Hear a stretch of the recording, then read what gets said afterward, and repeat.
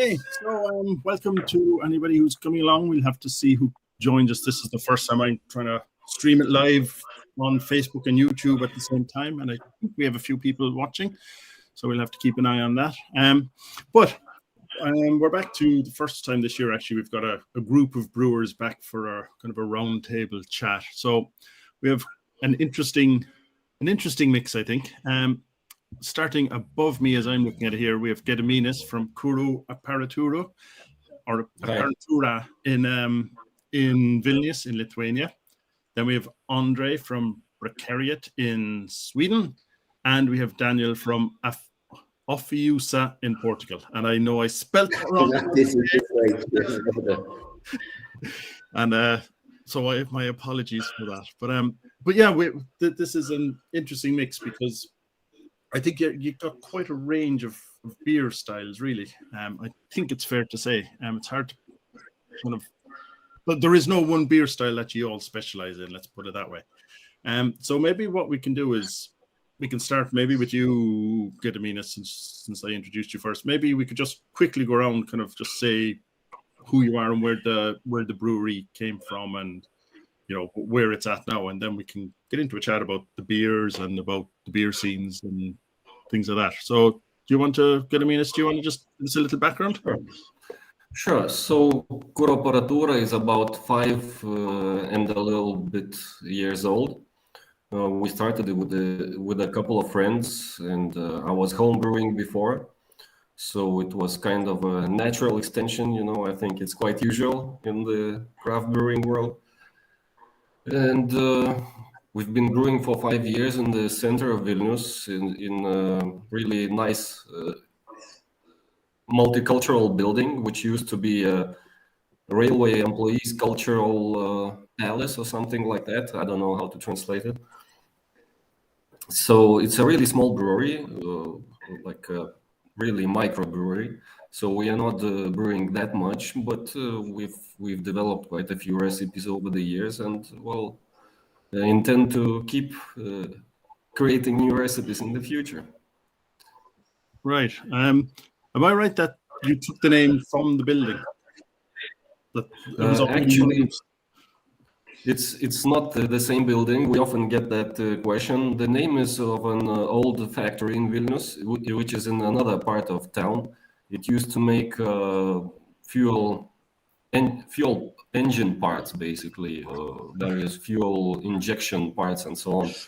And it was one of the biggest factories in Lithuania, so everybody in Vilnius knows it, and but most people in Lithuania know it. So it's kind of like an industrial name, which is also pointing to Vilnius, like location reference, basically. But no one gets confused and tries to order an engine off you or anything like that. Actually, we had one guy inquiring some long time ago, but it was just one case. Okay. Well, once it doesn't happen too often. How about you, André? You've been around a bit longer, have you? Yeah, we started a beer import company in 2010, and then the brewery 2012. So last year it was 10 years. Okay. We're 3 brothers running it, and we mainly focus on wild yeast fermentation and sour beers. Right. Yeah, we can get into that because I think a bit later maybe we can get into that because I believe we kind of fell into that by accident. But okay, we'll come back to that bit. And you've been trying to get out of it ever since, if I read your website. So we'll see about that. Daniel, how about you down there? How long are you in business? Well, I think we are the youngest ones. We launched our brewery like 2 years ago. 1 week from now, we are turning 2 years.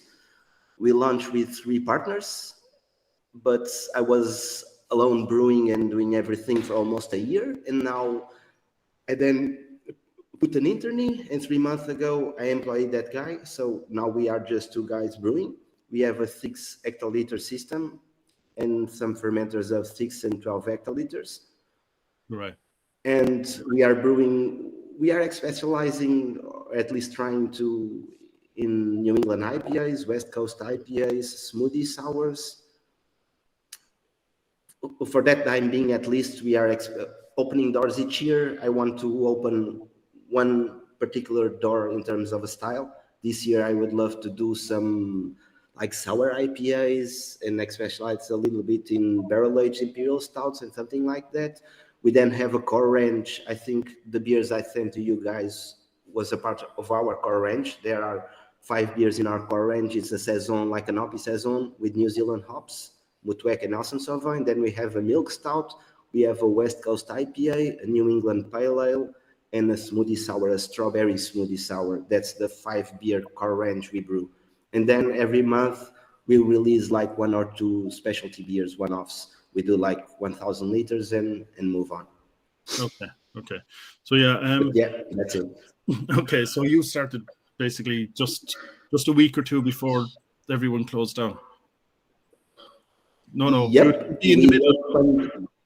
In the middle. But when I leave my old job, like 2 weeks after I leave my old job, me and one of the other partners, we are 3 founders, but 2 of us start the brewing, like installing the brewery and so on for at least 1 year. And when we leave our jobs to start the process, like 2 years after, COVID came, and but it was too late to not move on, so we just move on. And things went smoothly, thanks to God. All right. Yeah, I mean, well, I suppose everybody has stories about how the COVID thing basically hit. Does that hit either of yourself, André, or Gediminas? Like, were you selling mainly to bars, or were you selling to retail? Like, because that obviously would have had a big impact on your sales. Most definitely. I don't know, André, what about you? I'll let you go first. Me? Go, André. André. Yeah, just we had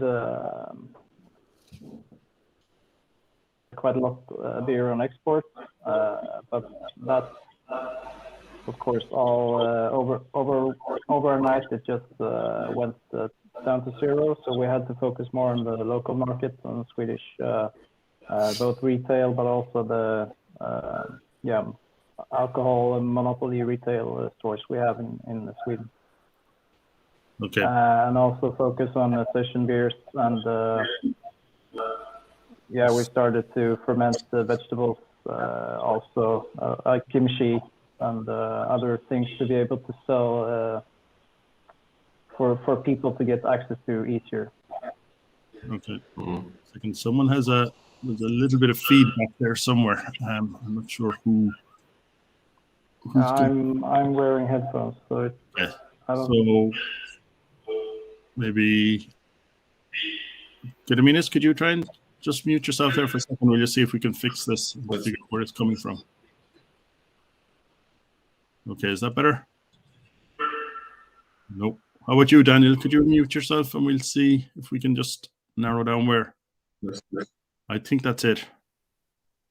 Yeah, I think that's the thing. So if you don't mind, if you can kind of mute and unmute, it might help. So so Gediminas, so you were the same. Were you selling mainly to bars, or? Yeah. When the COVID hit, we were still really young. So our probably 95% of sales went to bars and restaurants. So it hit us really hard. But well, of course, we did everything we could to find alternative sales channels. So we opened our e-shop. We started doing like online tastings, which became quite popular, like even as let's say corporate Christmas party events or something, And of course, we started selling more to shops. So we got by somehow. But yeah, it was tough. Right. And maybe we can just get into the beers at the moment, because you did all send on some beers, and I know I seem to be the only person who received everything, but so I'm the lucky one. I've been kind of slowly sipping them over the last week. And there's quite a mix of there. I think Daniel, you're probably, because you sent your core range, you come across maybe is more of the mainstream, whereas like André would be more niche in the sours and all of that. And is that something that you need to have in Portugal, that you need to have kind of a more like what is the beer scene? What is everybody looking for there? Because how does that work out? Yeah, in Portugal, most of the market is pretty small, to be honest. Like there are 3 or 4 big breweries in Portugal, but the biggest brewery is like Dois Corvos. It's a pretty small brewery, not like Brekeriet or something like that. So, and every brewery has their own core range. We had the core range. We had that decision in the beginning to have or not to have a core range, and we understood that it's pretty important to have a core range to get a good representation in terms of styles, and to have a little bit lower priced beers, because the other beers we do, because the scale is so small and we are in the extreme east of Europe, so every raw material is pretty expensive to get here, and to export is also pretty expensive to export. So it's a little bit expensive to make beer in our country, and it's a poor country. The normal income in Portugal is very low. So we understood that it's truly important to have a good core range with a lower price point. And then every month we turn some one-off beers to get to do what we really want to do. So I think it's important to have a core range. Right. So not here in Portugal alone, but yeah. So it's that balance between kind of what the market wants and what you would like to brew. Yeah, but I really love to. I really love to experiment in other styles. We are just too new to develop. We don't have the right equipment to do certain styles like centrifuges but with time we will get there. With some time. And how about you, André? Let's get into this thing. You, if I understand from correctly, you started off trying to brew kind of, let's say, mainstream beers. You made a mess and got stuck in sour wild beers, and you've been trying to get back ever since. Yeah, not exactly. When we started to import beers in 2010, we mainly focused on beers that weren't already present in Sweden, such as saisons and also spontaneous fermented cider from France and such things. And during those 2 years, we realized that we wanted to focus on that when we eventually started to brew ourselves. So right from the beginning, we had wild yeast fermentation in all of our beers. But then in 2013, we started to mess around with also barrel fermentation and sour lactic acid bacteria cultures and such.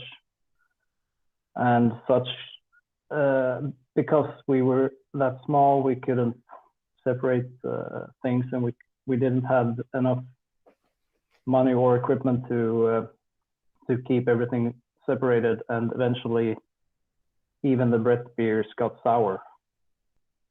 And moved to a larger facility in 2015, we managed to get back to this only Brett beers, non-sour beers. But then at that point, we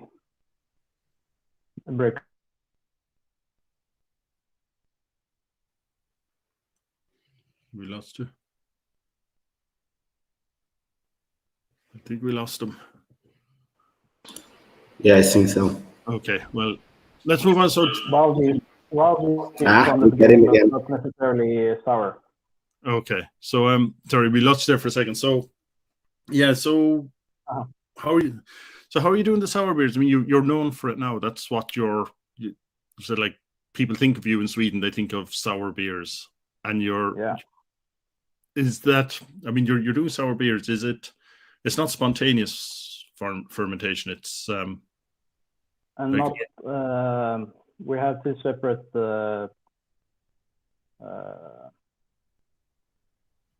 two separate fermentation areas. One where we have the stainless steel, we ferment only with Brett, and the other one is all fermented in barrel-aged barrels in different sizes. And those beers are spontaneously fermented. All right. Okay. So you have cool ships. So the two ones in the big bottles, they're spontaneously fermented. The ones in cans are only Brett. Okay. And in most cases, kettle sours with no live bacteria cultures, but kettle sours. Okay. Yeah, because I tried. And you have two brands, right? For those different beers, two different brands, Wild Brews and. Yeah, so the Wild Brews is non-sour beers at the moment, and the Brekeriet is sour beers in different styles, both kettle sours and spontaneously fermented. And is there a big market for sours in Sweden? Not really, but and that's also why we've had a lot of export during the years, because we haven't been able to just focus on the market in Sweden. We have to already from the beginning we needed to try to get our beers abroad just to be able to sell and grow. Right. Yeah, I suppose what I'm getting at is, like, do you think it's been an advantage to be known for a particular style, or is it a disadvantage? Like, just comparing to what Daniel's doing there, like with its core range that is spreading a wide gamut of stuff. I think definitely it's more of an advantage than disadvantage. But as I said earlier, I don't know if you heard me or if the connection was bad, but when we in 2016 tried to do non-sours, because we had the possibility, nobody wanted to drink non-sour beers from Brekeriet because we were known as a sour beer brewery, and that's why we created the Wild Brews brand. Right, that's this one. So the bitter is it's a classic bitter, but it's with wild yeast, fermented with wild yeast. Okay.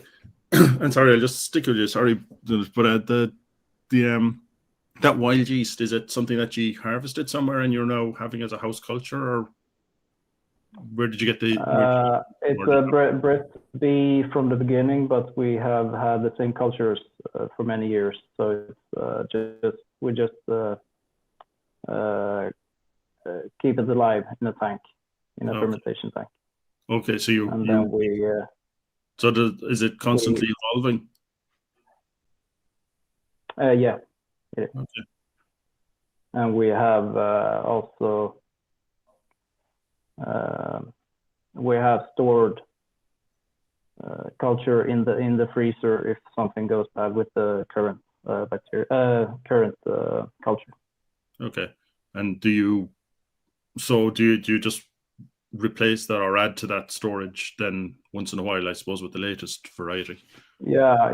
If we notice something is going either direction, just as it doesn't differ too much. Okay. But it's very stable as it is. Okay. No, but I drank some the other night. There was some very nice. Was it Beta? That one was very nice. I don't know if any. Yeah, and that one is barrel aged and dry hop. Yeah, it was. I thought it was very. I don't know. I thought it was quite delicate, and I gave it to my wife, and she just kind of nearly spat it up. She thought it was way too sour. But I suppose I must have adapted my palate because I thought it was very delicate. I don't know if that's what the intention was, or if we're going off the wrong way. But it also is, of course, it depends on what you maybe expect. If you only know it's a beer, you expect it not to be sour. But well, she doesn't really. If you buy it and you know it is from Brekeriet, you should you most likely know it is a sour. Right. And how would you get? I mean, so do you have a core range? Because you've sent quite a wide variety of. I don't know how to classify them, to be honest with you. All right. So we do have a core range, but it's actually about 6-7 beers that we make regularly. When we started out, we didn't really have any particular niche we wanted to work on. Like we were quite late to the market, but still, the craft beer market was quite small in Lithuania, so there were lots of options for us to explore. So we basically just made whatever we wanted to make or drink, So we actually started out with the Belgian Double.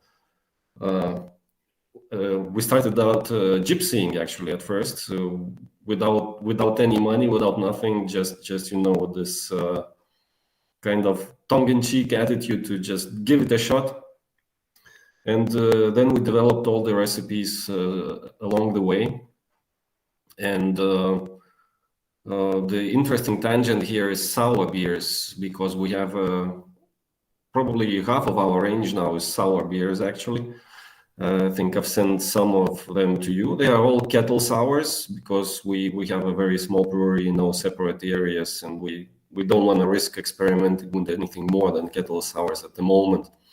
But everyone in our brewery really loves sours, and it's been quite a journey since the first sour that we brewed. It was a classic Gose, a German Gose, without any fruits, just coriander and salt.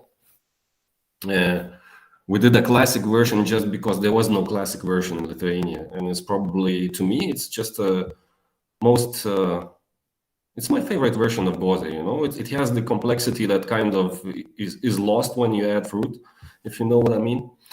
So at first it was really hard to sell it, even though it was light and not too sour. It was basically a summer beer that, and then the sales died during the winter, really. But over the years, as we made more sour recipes, the market has caught up basically. And now half of the beer we sell is sour beers. So we even have a sour non-alcoholic beer. I don't know if I've included it. Basically a sour IPA, which is 0.5 ABV, which is considered non-alcoholic in Lithuania. So we have a mixture of various beers. We still don't have a specific niche we want to go to. With the way we define our brewing is basically we are looking for drinkability and subtle complexity. That's about as tight as we can define it, Because the Lithuanian market, I don't know if the other two have any knowledge. I mean, I have a little bit of knowledge just from talking to people and that, but it seems to me like a unique market, because you've still got all the traditional farmhouse brewers are kind of in existence, and they're quite widely available, and there's yes. A lot of influence from that. But then you've got really kind of quite nearly avant-garde brewers, like a bit like what you're doing, and Sakishkas, or I would classify as some of the some kind of slightly off the wall beers as well. So do you think that's like, is that the same market? Is it two different groups of people? What do you think the beer market is in Lithuania? Oh, it is as you say, it's very diverse, and there's definitely, I think, different groups of beer lovers that like those different beers. And as you say, the traditional or countryside beer, as it is called here, was quite strong in Lithuania already. I think it was actually the start of beer revolution, let's say, whatever, if we can call it so, in Lithuania. So before craft beer, there was a revival of all the traditional beers, basically. And then later came craft beer with Dundulis and then Sakiškės. And I think just like Sakiškės, we went into the other way from the traditional brewing, just because we had lots of it already, and we were really interested in in just creating new recipes and experimenting with classic style interpretations and things like that, which was not really a thing in Lithuania. I mean, it was lacking in our opinion. So yeah, now we have this kind of modern avant-garde brewing, as you say. We have the traditional farmhouse or countryside beers, and we have the big industrial brewers, and also the small industrial brewers who are a bit of everything. They are trying to do a little bit of maybe traditional flavored beers and a bit of industrial. So yeah, it's a mixture, which is good. I mean, that was the main reason we started brewing, to have higher diversity. Yeah. And I take it you still have the same thing that probably everyone has in Sweden and in Portugal as well. You have the large brewers then setting up their little craft brands that they're still brewing at scale and that. Yes, Yeah, for sure. Yeah, I guess you have the same thing. Do you see that as a problem, or do you see that, like all three of you, do you see that as, because they come in, they brew beers a cheaper thing, and they use the kind of the whole craft image, but is it a problem, or does it kind of expand the market? It's a very good question. Yes and no. I used to see it as a problem, just as a problem, and that's it. Because they are kind of stealing the market from the craft brewers who are true craft brewers. I mean, like they are home brewers turned craft brewers and are doing all on their, like, I don't know, family money or something. But after a few years, I started thinking differently. I see them just as part of the beer movement, because one, they are still contributing to diversity. I mean, their beers are improving, in my opinion. Like, I prefer those, crafty beers than the industrial beers, so to say. And on the other hand, they are also investing a lot of money in this market, so they are actually educating the consumer, the task that we are also set out to do, just because that's the only way to expand the creative beer market, basically. So I see them now as just any other, so to say, competitor and friend. Like, I consider all brewers basically kind of friends in the same boat, and not as competitors in the way that we are each other's neck, but more as I don't know, probably friends participating in the same competition, let's say. Right. So yeah. I see, Daniel, you're nodding along there. I think that seems to be something you agree with. Yeah, to be honest, I totally agree with Gediminas. In Portugal, we have two big brands of industrial beer, Superboc and Sagres. And like 5 or 6 years ago, they started to launch some small brands inside the big brands, doing other styles than Pilsner. And to be honest, nowadays, I totally agree with Gediminas, because they have the money and they have the power to educate all the consumer around other styles. So nowadays, they truly have a role in the market, because they educate people into new styles, and they bring people to our niche. So it's truly important to have them in our site.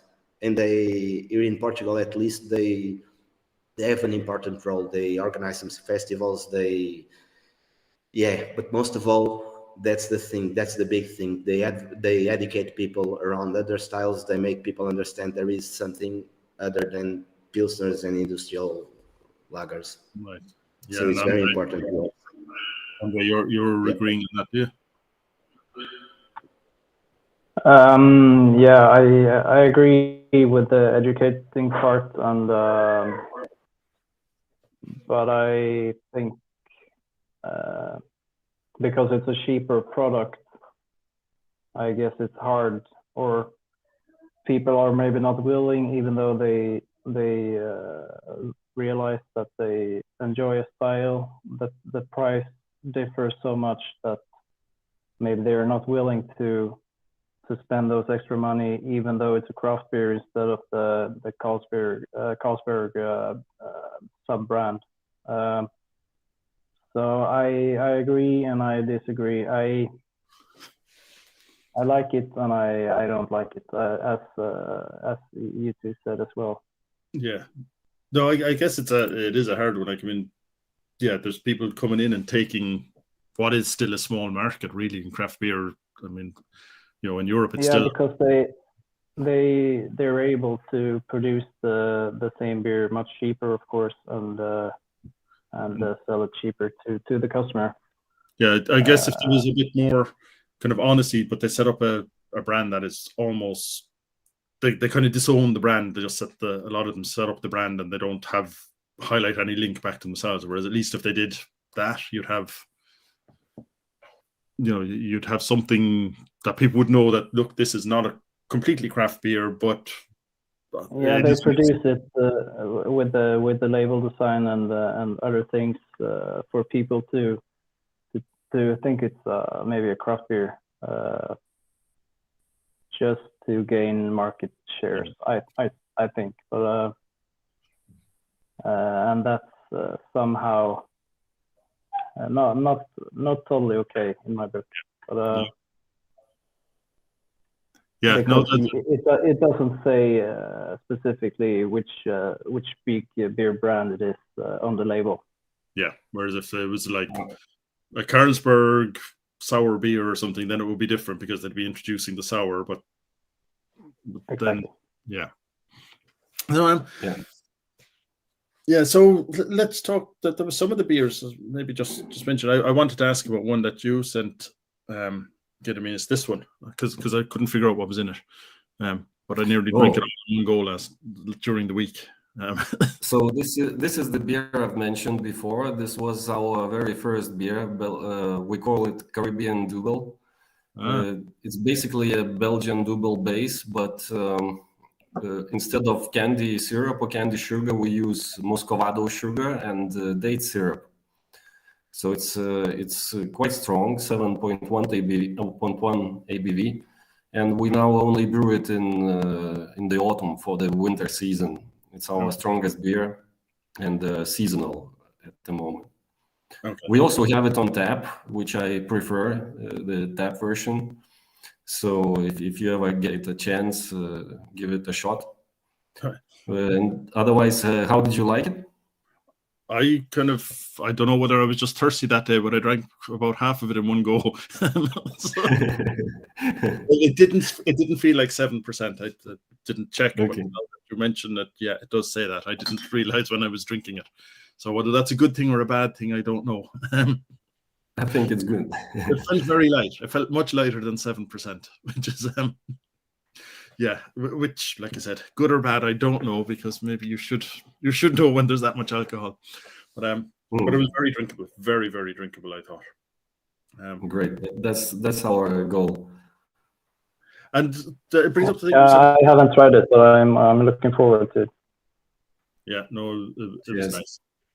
It brings up something you mentioned there on tap. So do you all have tap rooms? Do you or no tap rooms, or what's your Kuro situation? Aparatura has no tap rooms. That's quite an issue, because pretty much all other brewers, craft brewers, they have either tap rooms or something along those lines.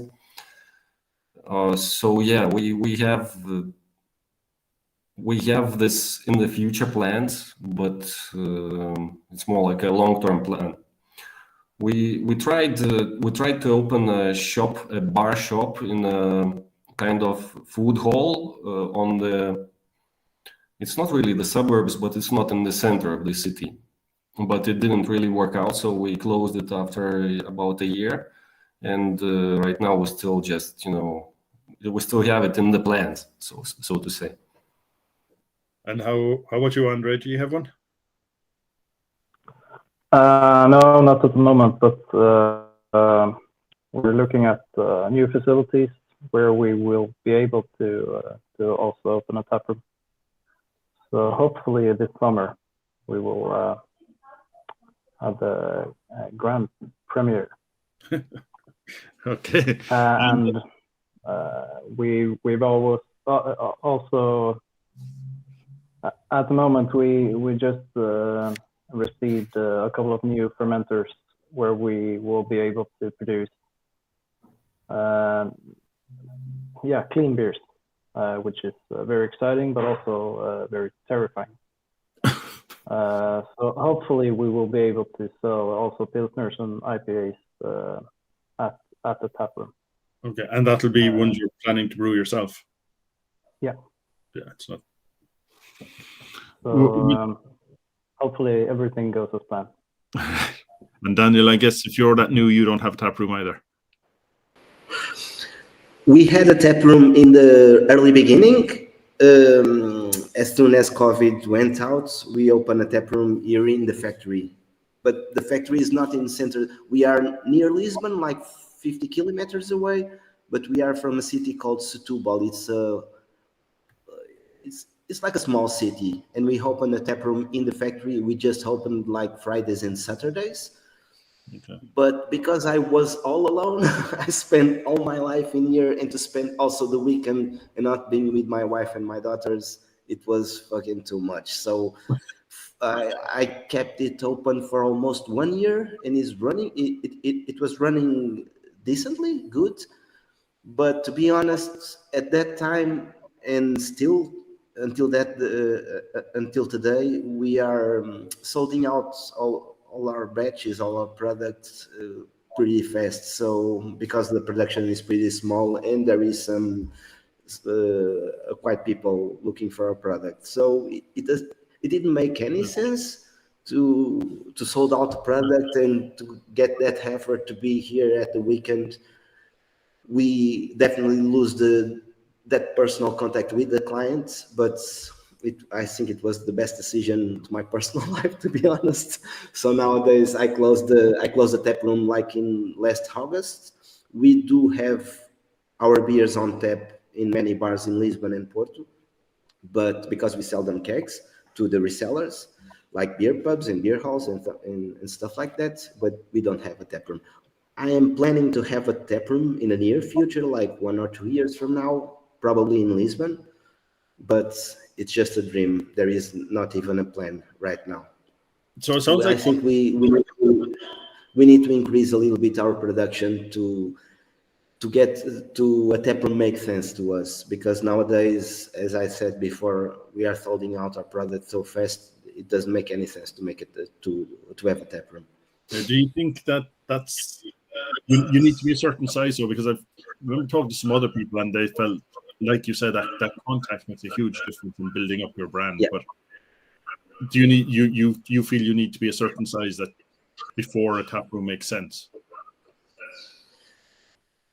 I think so. We produce like 35 hectoliters per month, so it's a very small brewery, and yeah, the tap room makes all the sense to me, to have the contact with the client for sure, but also to not to get rid of the product, but I don't see any sense to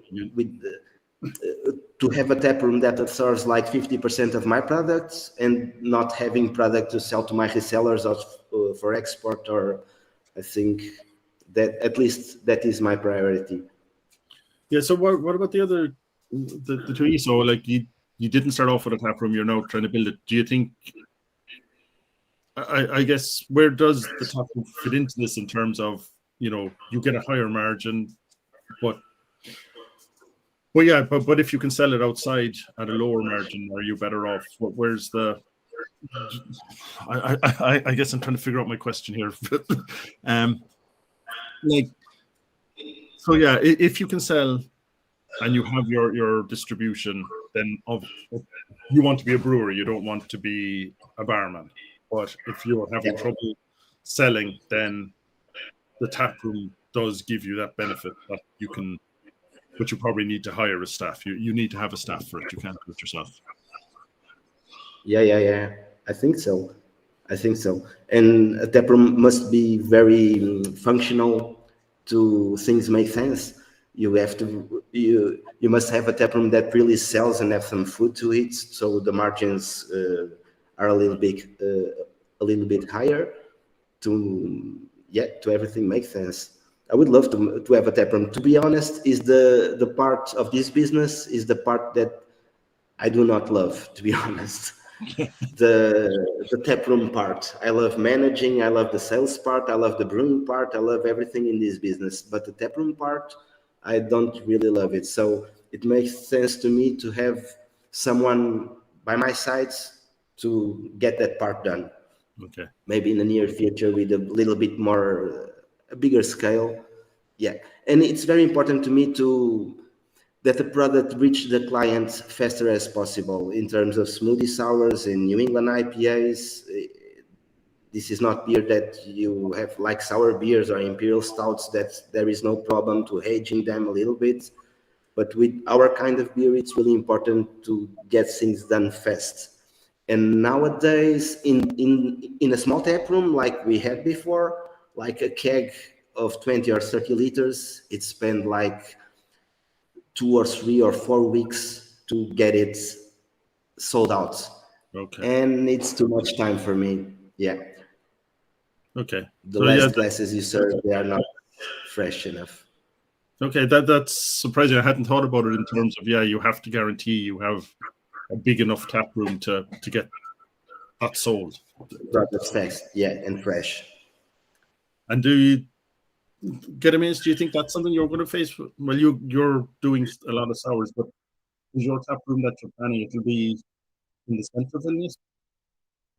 But like, do you think it'll get that footfall through that is needed, or?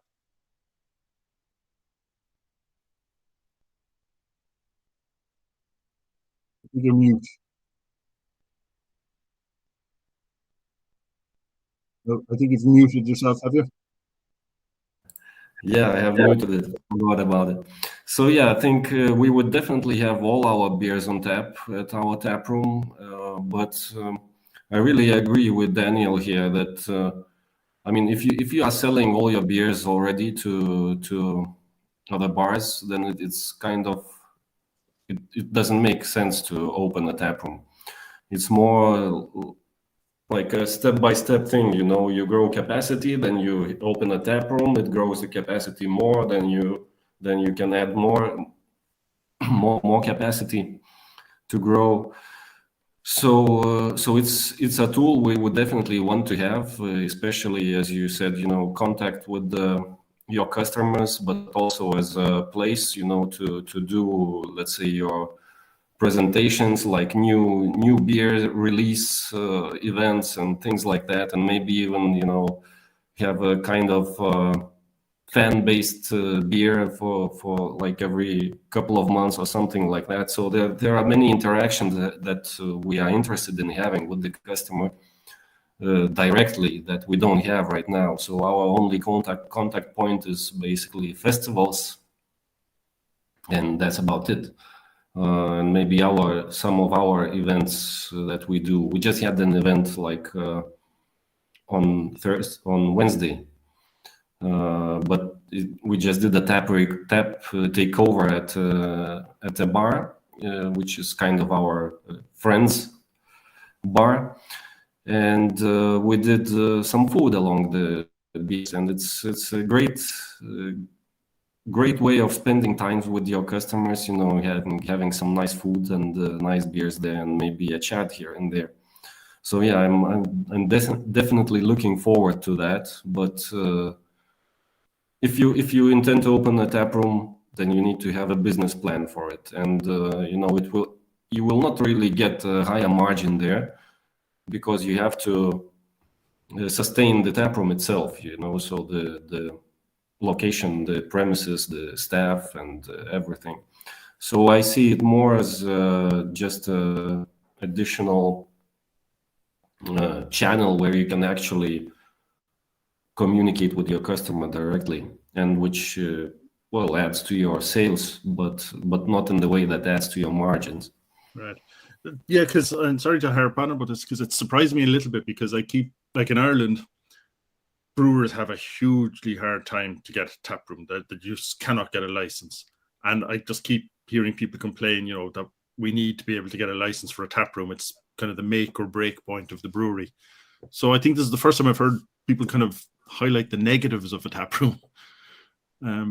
So it surprised me. But when you think about it, I mean, it is a cap.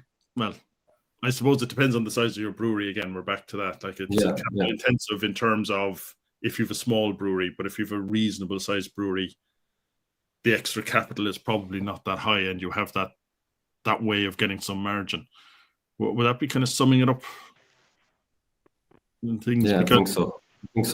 It really depends on the size. So there could be different business cases for that. Maybe you just open a brew pub and you don't sell outside, but only sell your beer in your brew pub, and that also works. But if you sell outside, then you have to produce enough beer to both satisfy your outside customers and to satisfy your taproom needs. So it goes hand in hand with growing your brewery. You have to find a good point in time to open it. And that's the situation for us. The new facilities we're looking at is actually to move the brewery itself. So the tap room will actually be a brew pub inside the brewery facilities to have tastings and tours, and also combine it with the restaurant just next door to be able to have like a package of first dinner and then a tour and the tasting. But of course, we want to keep the margin, but we also we need to produce more beer, of course, to be able to both keep our customers, but also keep people coming to the brew pub, and they I hope they're thirsty. we need to have a lot of beer to the brew pub itself, of course. Yeah, and I guess then you do need, because like I said, if you were just doing sours, you're only going to get a small number of people. That's where you need to have your wider range of beers. Exactly, we need to have from Pilsner to stouts to barrel aged sours to be able to attract everyone. Yeah, because because it wouldn't make sense to only pour sours at the brew pub. Of course, a lot of people would have come, but maybe not everyone.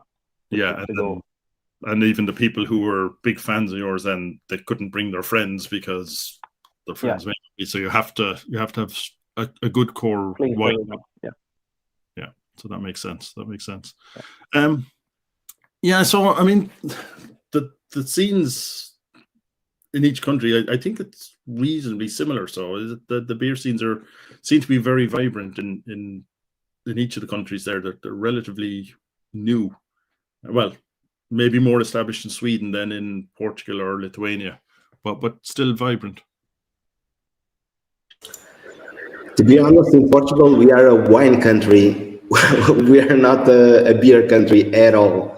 And we import the culture mainly from the United States, from the craft beer revolution in the United States, and some Belgium stuff and culture. But most of all, we are a wine country, and we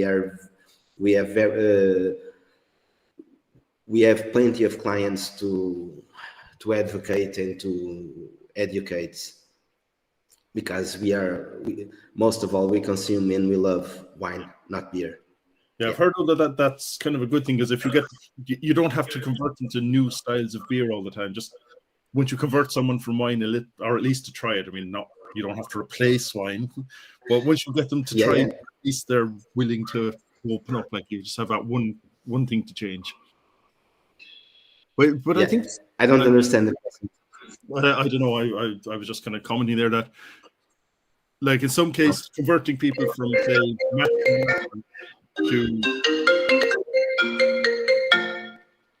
that converting people from, say, a lager, a macro lager, to try different types of beers can actually be harder than getting them to change from trying wine to at least trying a beer at one time. You know, that people who have been drinking Budweiser all their life really are kind of pretty set in their ways and won't try anything. I think you need to try people to realize that craft beer can, in most cases, be as good as wine to, let's say, a good meal or just in good company. Yeah. And Yeah, of course, the craft beer industry isn't that. We're still young in every country, so I think it's a goal, but it takes a lot of time. Yeah, indeed. It's actually something about that just occurred to me there. The food. I mean, wine you associate. You know, you go into a restaurant, you have a huge wine list. And they'll advise you on what wine to go, what food. Has any of that kind of in any of the three countries, is that kind of established as with beer, or is it still just you go in and they have maybe 2 or 3 macro beers on tap and that's it? You just take what you're given. Well, Here in Portugal, we have some, in Porto and Lisbon, most of all, we have some spots that really do that kind of job. They have some very nice foods, and they have specialized staff to pairing the food with beer. But we are talking about 2 or 3 spots in the whole country. So I think the answer is no. There isn't. It's a long shot. It's a mission. It's a goal, but every small town have a specialty house for that kind of business with wine, but not with beer. Okay. Yeah, that's probably the same in Sweden and Lithuania as well, I guess. In Lithuania, it's slowly getting there, as there are some restaurants that are offering beer pairings, including among our customers. So I was really happy. This last autumn, we did a tasting, basically food tasting, which was paired with our beers. So we prepared beforehand, with all the chefs. We discussed what we'd like to make and how to pair it with our beers, and then we went there as well, all with brewery guys, and we were delivering the beers ourselves and commenting, on the pairings and on the beers, and so it was kind of also an educational tasting event, which I really enjoyed the format. And this restaurant is actually in Birštonas, which is a fairly small town, a resort town. But of course, we have more fine dining restaurants that are also doing some beer and food pairings. But yeah, it's not a regular. It's definitely not regular. It's more like a niche thing so far, and probably 99% of all the fine dining events or places, they do just pairings with the wine. But they may have some craft beers on tap, but usually all the pairings are just done with wine. Yeah. Actually, that's another thing, just on the packaging. So, I mean, beers on tap coming from your, if you are looking in the, pair with your food. And I wonder about cans. I always fine drinking out of cans, nice, but it always seems to be like bottles in. If I go to a restaurant and they gave me a can of beer, I think I'd still be a little bit there. I'd be a little bit. Yeah, it's not quite up to high standards. I mean, do you think everyone knows that the cans are just as good? They're that they're easier to transport. They're more recyclable. Blah blah blah. But I noticed, take say Brekeriet, you have your cans, but you also have the really fancy ones in bottles. Where do you think that lays down, where it's Ophiussa, where all cans, do you think there is still that kind of scene of bottles are better, or they're preserved for higher quality beers? Let's just say quality in inverted commas? I definitely realized that a fancy restaurant would want to maybe pour the beers from a bottle or present it in the fridge in bottle instead of can. But it also it goes together with the young craft beer market. It's still, and cans, and that, for that matter, is also a very young phenomenon, which will probably only be more usual for every brewery to use. But we don't want to put the barrel aged beers in cans because we think it's we think it's beers made for bottles. They've been sitting in barrels for at least 12 months, and we need a separate canning line, and we want the package itself to tell the customer that this is a more exclusive product than the kettle sours we can. Right. Which also makes it easier for the customers to realize why they have to pay X amount of the euros more for the bottle than for the can because of the production time. And to be honest, I really think. Go, André. Oh, sorry. I'm done. We made that decision to go all cans. We are not doing all cans now. In the last 1.5 months, we release our first beers on bottle, barrel-aged imperial stouts. Just like André said, I think some beers like true sour beers or barrel-aged imperial stouts, I really think they deserve a bottle, and I really think they deserve that kind of packaging, and they gain to be in a bottle. But other stuff like our core range, it makes all the sense to be in a can because of the export and the costs and the recycling and the transport costs. And to be honest, I really think like one of our focus is West Coast IPAs and New England IPAs, and that kind of beer really appreciates to be in a can because of the oxidation and because of the sunlight and everything else. It's just a more stable product after 6 or 7 months, or like after 3 or 4 months, they are almost the same as we taste in the fermenter. So it's truly important for us. Our beers, thanks to God, they are drinked like in 2 or 3 months. Every end customer gets our beer into a glass. They are not waiting like 1 year to be drinked. Nowadays we put like 6 months best before in our can West Coast and New England IPAs. And it's the kind of beer that really appreciates a can. In many, and it was a big points in our decision to go cans. It's the canvas for the illustration, for the communication, for the branding of the company. It's a much bigger way to communicate the brand and to have some good illustrations in it. So that was our decision to go all cans. Yeah, because I mean, cans obviously have taken over, but it's interesting to hear that you both feel still that kind of bottles have this aesthetic value that's a little bit above cans. Because they really have. Because even when, like, again, coming back to Ireland, I was amazed kind of 2 years ago, you started seeing people, and breweries would start putting their beers in cans, and then you'd see people posting on, or talking around and saying it's finally in a can, and the customers were delighted. And I don't know, maybe I can see it, but yeah, the bottle has that aesthetic, and it's just interesting to hear that you both feel it. Gediminas, yours, just since we're talking about bottling, I mean, yours are, like, I held that one up a while ago.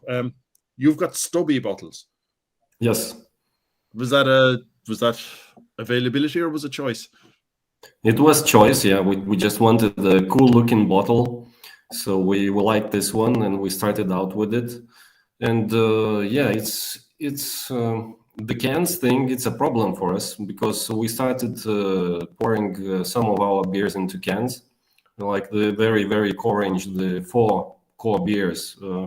We also had the same idea that well, hoppy beers are much better in cans for sure, and we wanted to do like the core range available for shops like supermarkets, in cans. But the thing is, nobody wants to take them. So yeah, on one hand, there is this education thing. So we are of course explaining every time we can that can is a better packaging for beer. On the other hand, yeah, we see the same that many of our customers are, let's say, fine dining restaurants, for example, who don't even want to talk about cans. But then there are also just regular consumers who just prefer bottles, and they like the aesthetic probably. And as you say, maybe they prefer seeing a bottle next to their, dinner at home instead of a can.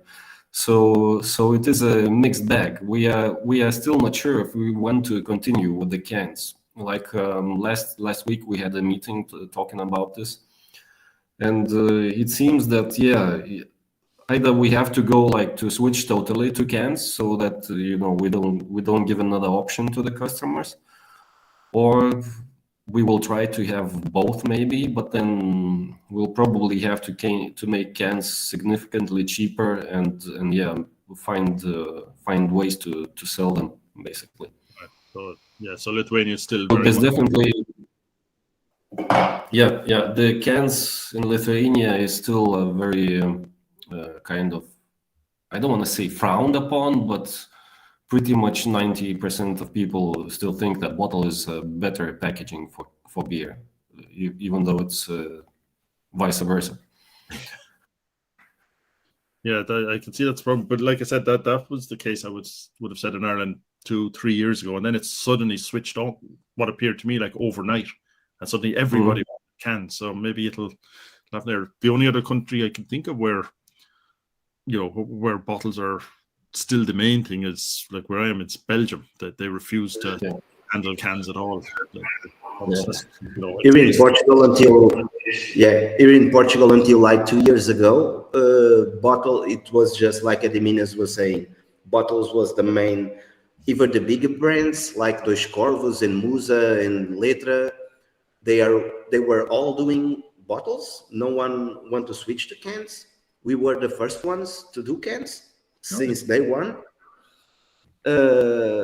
And after us, like 6 months later, Dois Corvos, that is the bigger brand of craft brewery here in Portugal, they started doing cans, and that changed, like you said, from day to night, it changed the market completely. People are buying cans for like 5, 6, 7, 8 years here in Portugal from the United States, from the rest of Europe. And the beer geeks, at least, they already know that cans is the shit. Cans is the way to do the good packaging for certain kinds of beer. But in Portugal, the majority of the client doesn't have that perception until like 2 years ago. Nowadays, I think because of us and because of the Corvus and Letra nowadays is doing cans also, and people are getting to get, because they can taste New England IPAs or West Coast IPAs or IPAs, OP beers as a whole in bottles and cans, and nowadays they can feel the difference because it's local. It's local product with just 2 or 3 weeks or 1 month old, and they can see the changes in terms of OP profile in the beers in cans and in bottles. So I think we are changing the perception around the packaging here in Portugal in the last like 2 years. So cans, that they're still going to take over everything.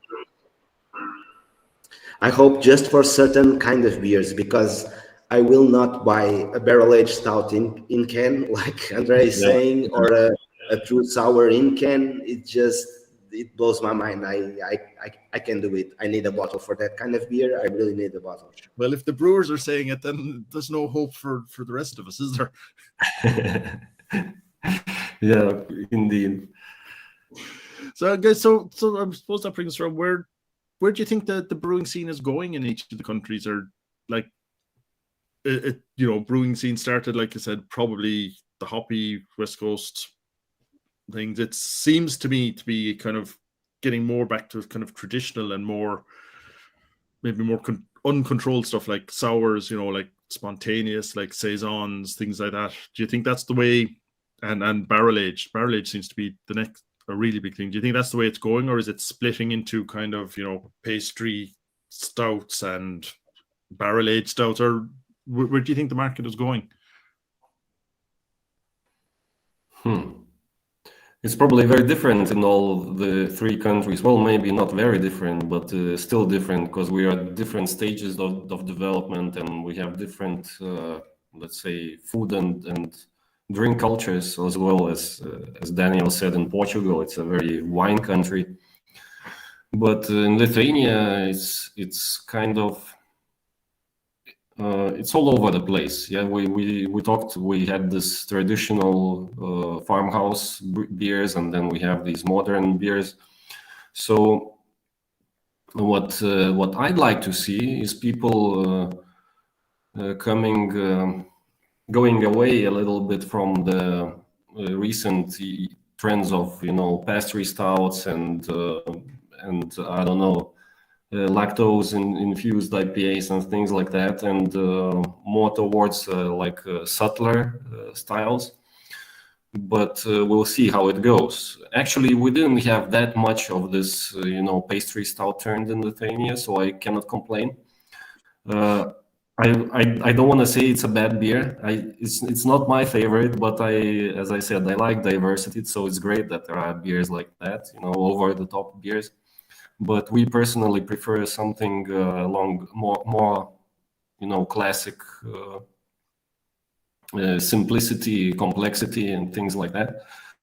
So what I can say that sour beers are definitely picking up over the last few years. So I think this trend will continue. More and more people will find sours attracting. On the other hand, I would like to see a little bit more attention to things like to light but subtle but yet complex beers, like, I don't know, English bitters, for example. English bitters are totally unpopular in Lithuania, even though I really love the style. And we had one beer which we just dropped because nobody was buying it. I loved it, but people just were not buying it. So yeah, there's definitely places that this market can go to, and probably will go to eventually. So we will see. Anyway, I expect more subtle complexity to return, instead of like over the top beers, and more sours in the future. André, do you think it's the same heading in Sweden, or? Yeah, I think we've hopefully we've come past this extreme style competition, or what do you want to call it. In Sweden, when we started, we had around 50 craft breweries in 2012. Now we have around 450. Wow. Most of them have been around for a couple of years now, so I guess that also evens out the need for the craft brewery to do that kind of stuff. Maybe they started off doing that, and now they're settling with a more genuine profile with what they want to do, like IPAs or if you want to do classic styles, and maybe once in a while do this experimental beers for events and such. But I hope that's the way at least the Swedish market is going. I don't know. I can't come to mind with any other country to compare it with, but I guess yeah, in the USA, it has been quite the same with a lot of breweries doing a lot of crazy stuff, and now the ones remaining, they're doing what they do best. And Daniel, that's the same. That's the same. You're going to see it's a newer market down there in Spain. Do you think you've still got to go through all those phases, or? I think the market is a monster with its own mind. We have a role in it for sure. The beers we make is the beers that are available in the market, but in last instance, we have a business and we have to do beer that really sells, because if it doesn't sell, it's just stuck in our cold room, and we can make money. We can only dream with a business that really makes money. To be honest, I would love that the market will go to through more low ABV beer, more classic beer like Pilsners or Munich Dunkels, lagers, whatever.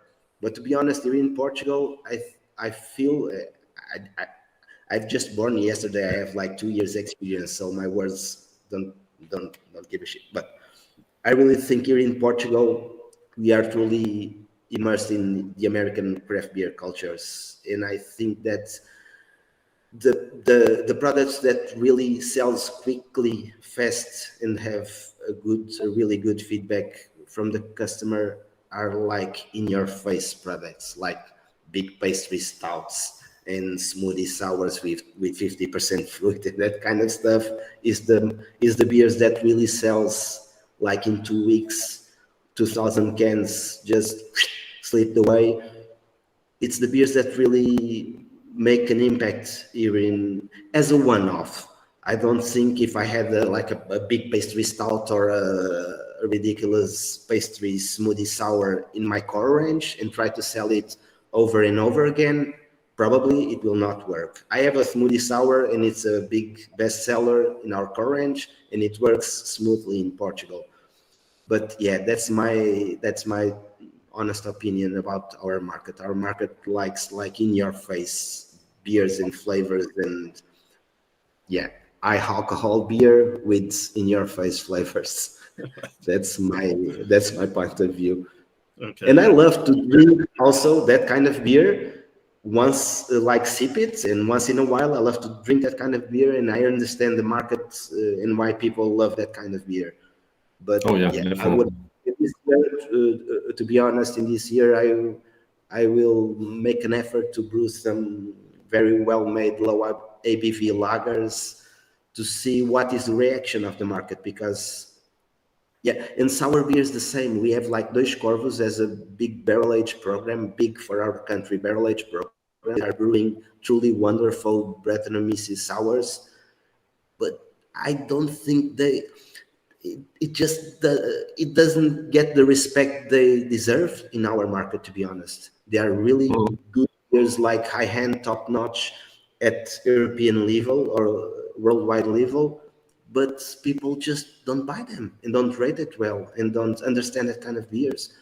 Probably if they buy one of those beers from the Belgian market, they will blow their head off. But brewed in Portugal, it doesn't have the same shit. I don't understand it, to be honest.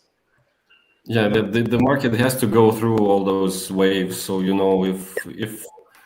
if people are into like big over the top beers, expressive beers, and so it has to go through that stage to actually eventually arrive. That let's say counter trend like weaker or more subtle beers. So yeah, it's definitely a thing here too, because all the over the top beers are still very very in demand. Yeah, well, that's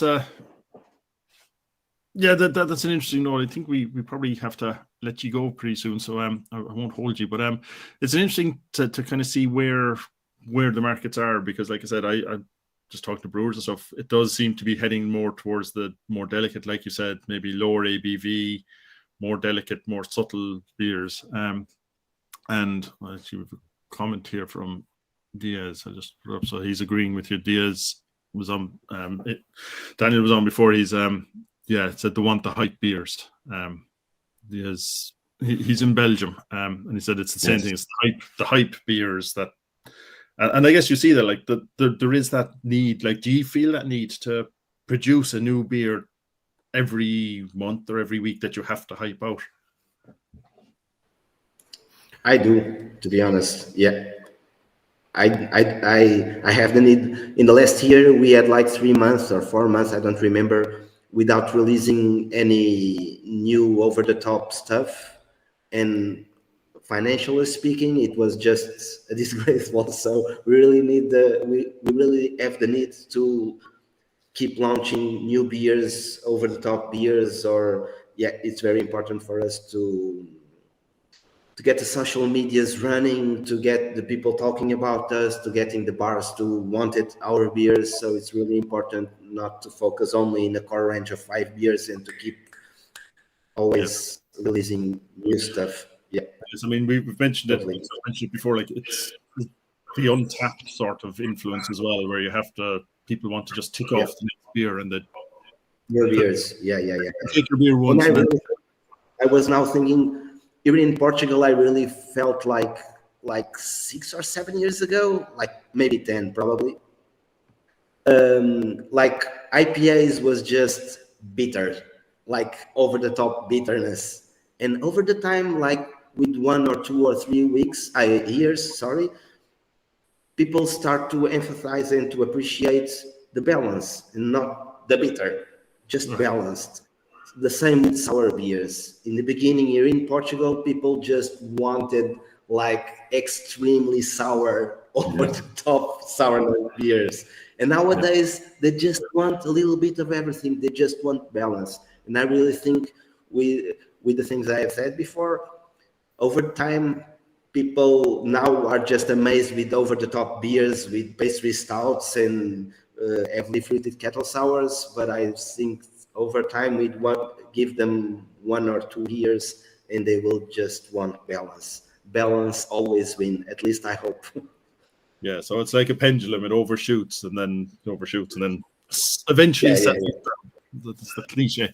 Listen, guys, I've held you now for way too long. Thanks a million. Is there anything we should have that you wanted to specifically mention or talk about, or anything that I didn't ask or that never came up? Well, I just wanted to add to this conversation we just had about the customer. I think, in every market there's probably different proportions of beer drinkers. There are some who are always hunting for new and hyped stuff, but there are always some who prefer just the good old beer, they enjoy. For example, their favorite IPA or favorite sour or whatever. And those proportions of the market are changing, and they are probably different in every country. So if you are a small brewery, it could well be that your only customers, like let's say in Daniel's example, they're probably mostly having those craft beer geeks who are always looking for something explosive. But you can also have a very mixed. I think in our case we have a very mixed fan base. There are some who are always the first question they ask is like, do you have something new? And there are those who just say, they pick their favorite brand all the time. There are people who are only buying one beer at our place. For example, Sake, the spruce needle beer. And they just love it and they buy it all the time and they don't want anything else. So yeah, we'll see how it develops. But there'll probably always be beer geeks who are looking for something hyper new. It's just that the amount of those people looking for something new and explosive versus something subtle will probably change over time. We'll see how it goes. Right. Yeah, I think we could. Yeah, I think that's something we can agree on. Guys, is there anything that you wanted to mention there before we go that we didn't touch on? André or Daniel? Just I had a comment about the restaurant bringing craft beers in. It has been quite a change in Sweden, but I think it is because of the amount of craft beer breweries growing that fast. And when they're selling, that they can find local restaurants that will sell the local craft beer, which will be very nice for the end customer to be able to drink local beers in certain cities wherever you go all over Sweden. So I guess it depends on how many breweries you have, and of course, if something is local, maybe the local restaurant tend to take it in, and maybe the customers, even though they're local or traveling to that city, they will try the local beers. So in Sweden, that has been there has been a huge difference at restaurants. If you have like a wine list, and maybe you have some local beers from 2 or 3 breweries as well, even though it's on tap or can or bottle. Well, yeah, I mean that brings up, not to drag this out longer, but the whole local side of things. Like, I mean, are people looking for local breweries? I know, I remember, I don't know if you know Killarney, and it's in Kerry in Ireland. It's a huge tourist area, and I was talking to the brewer from there, and he said the reason they got into pubs there, that the local pubs started stocking them, was purely because tourists were coming in and asking what's the local beer, and if they didn't have a local beer on tap, then they'd go off to the next pub and look for it. So it was tourists were driving that local market. Do you think, I mean, we all know that there's this beer tourism. If you go somewhere, you want to experience the area. How much do you think that is driving kind of the proliferation of breweries versus people who are living in the area and they want their local brewer? Beer tourism is definitely a thing, and I think every beer geek, even when not doing like beer tourism, but just visiting another country, you probably, each of you would always look for something local to try. Yeah, so yeah, there's definitely that trend, and I like it. But I think there's also this part of the market that just wants to have local stuff and support local brands, which I also enjoy. And it probably got stronger during COVID, I think. We had many initiatives like support your local brewer around here, so that people would buy local stuff locally. And it's ecologically sound, beer should be produced and consumed locally where it's freshest and with least transportation costs. So there's definitely both tourism aspect and local aspect in this, and I like the local part of the craft brewing culture. The local community, local ingredients, local distribution. It's a good thing. Yeah. Okay, Daniel, is there anything there that you wanted to bring up that we didn't mention? And then let you go.